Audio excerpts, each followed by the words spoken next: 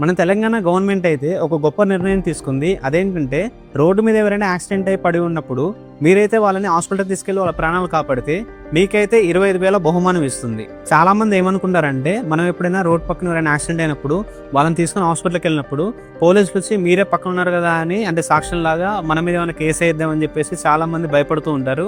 So ఇప్పటి నుంచి అయితే ఆ భయం లేదు. రోడ్డు మీద ఎవరికైనా యాక్సిడెంట్ అయినప్పుడు వాళ్ళనైతే మీరు హాస్పిటల్లో తెలిస్తే సరిపోతుంది. దీనికి బదులుగా గవర్నమెంట్ అయితే మీకు 25,000 బహుమానం అయితే ఇస్తుంది. మీ మీద అయితే ఎలాంటి కేసు ఉండదు, మీకైతే ఎలాంటి భయం ఉండదు పోలీస్ వారి నుంచి. ఇక్కడ కేవలం ఒక మనిషిని కాపాడితే 25,000 బహుమానం వస్తుందని కాకుండా సాటి మనిషిగా ఎవరైనా యాక్సిడెంట్ అయ్యి అక్కడ ఉంటే పరిస్థితిలో మనమైతే ఖచ్చితంగా అంబులెన్స్ కాల్ చేసి వాళ్ళని హాస్పిటల్కి తరలించాలి.